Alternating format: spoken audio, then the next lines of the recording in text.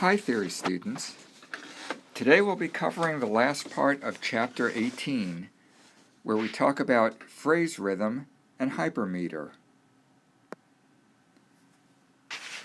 Hypermeter, usually there are four-measure groupings, especially in the classical period, that appear to fall into strong, weak patterns, just as a 4-4 measure would.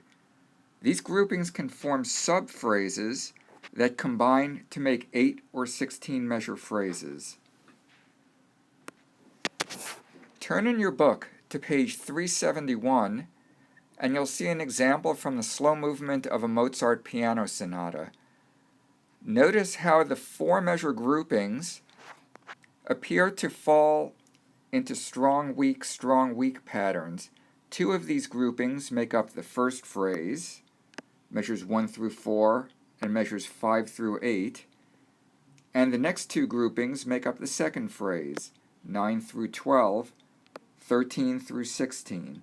A half cadence for the first phrase, a perfect authentic cadence for the second phrase. Let's listen to this.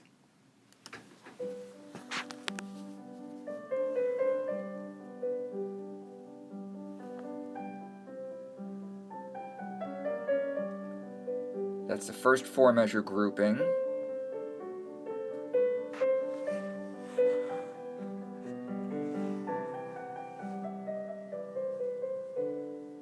That's the second.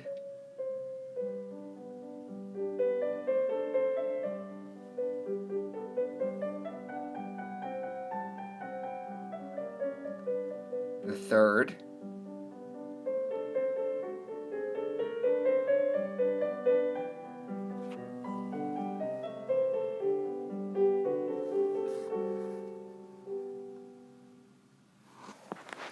And the fourth one.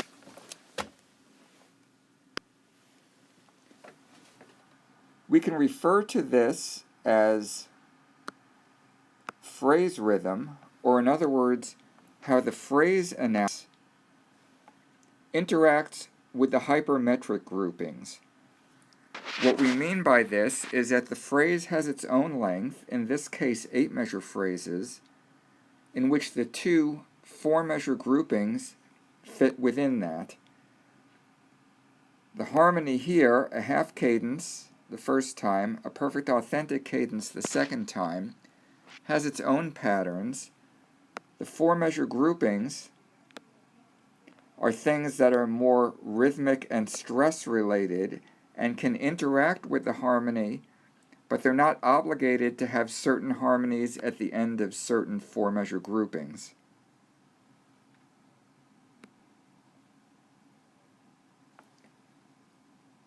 If we have 4-measure groupings as the norm during the classical period, it's certainly not a requirement.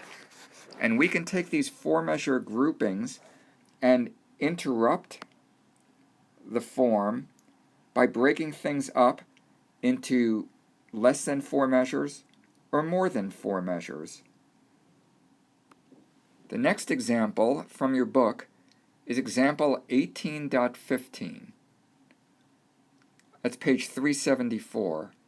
In 18.15 from the Clementi Sonatina, we have the end of one phrase in measure 8, and the next phrase doesn't wait until measure 9 to begin, but begins immediately in measure 8 as the first one cadences.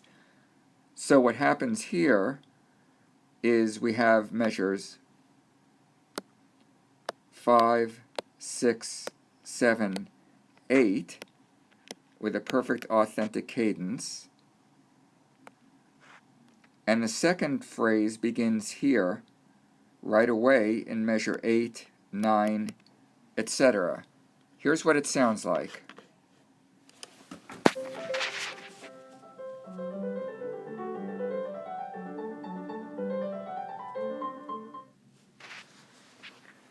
So there the overlap is called a phrase elision, and as I said, rather than wait for the 8th measure to get done and then the 9th phrase begins the second phrase, they overlap right in measure 8. Let's imagine what the Clementi would sound like if we didn't have this phrase elision. So the first phrase would end something like this.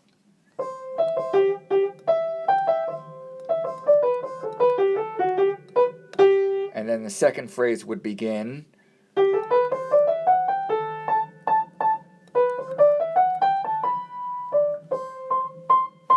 And go on from there.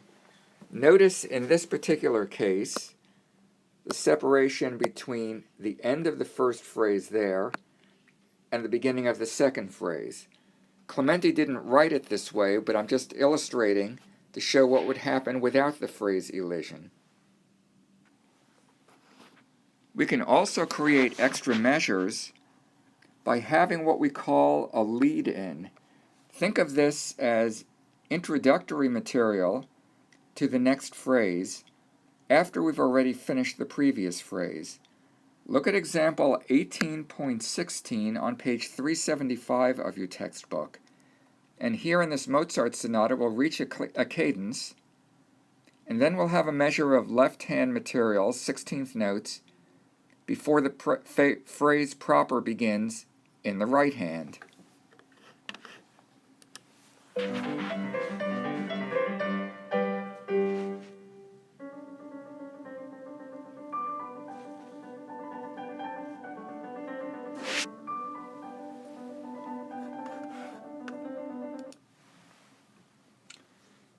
So in that case,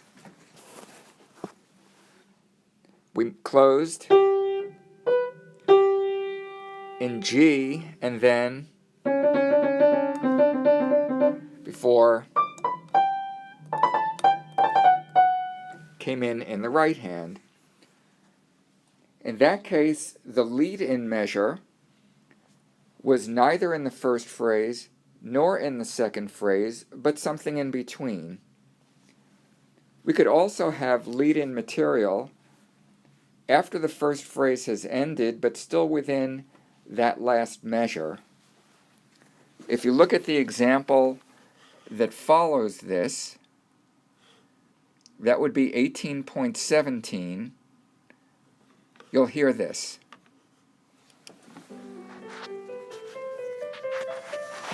Here the phrase begins properly, and the cadence is here. And now the lead-in, the next phrase.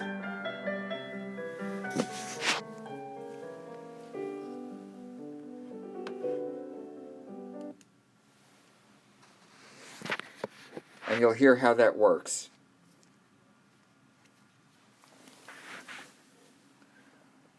Finally, we have what we call a cadential extension, in which we can add measures after the cadence that prolongs the harmony, rather than starting a new phrase.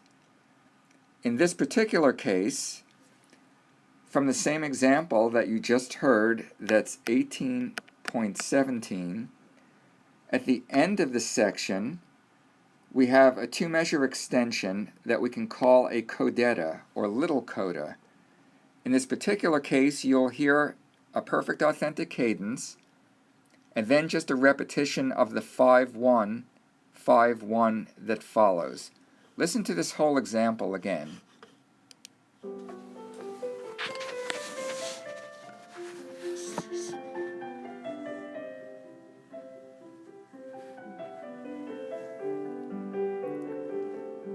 Lead in, phrase begins here.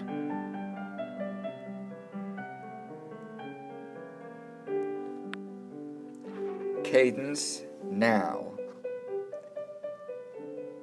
And the extension.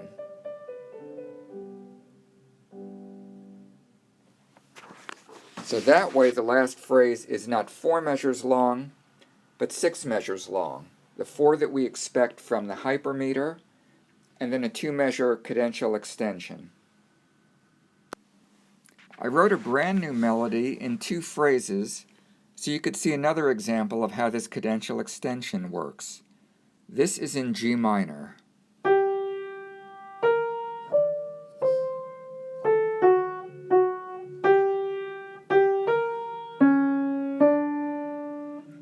cadence,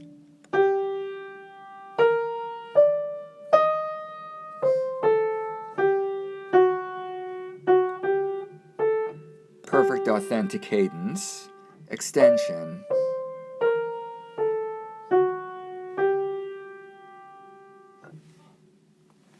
The last two measures don't form a new phrase, but the actual cadence itself was right there where we arrived 5-1 on G. It's also possible to have irregular groupings that are sometimes formed by inserting a measure somewhere in the 4-measure hypermeter to make 5 or more measures. There's a good example from a Haydn symphony, Symphony number 101, and in this particular case, here's the melody. Let me show you a scheme of it.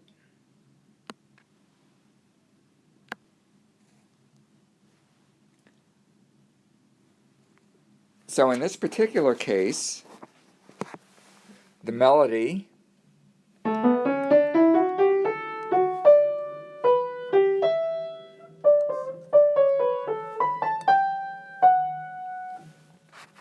is now 1 measure, 2 measures, 3 measures, 4 measures, 5 measures. If you're wondering where the extra measure came from, this figure, this arpeggio, is repeated a step higher, and that's the extra measure. Imagine a 4-measure phrase without that, something like this.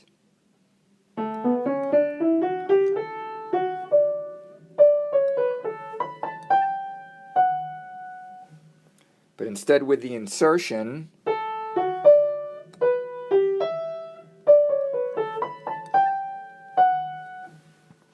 we're able to get a 5-measure phrase. This isn't that common to have the extra measure come in the middle rather than a lead-in or a cadential extension, but it's still possible. That's all for today.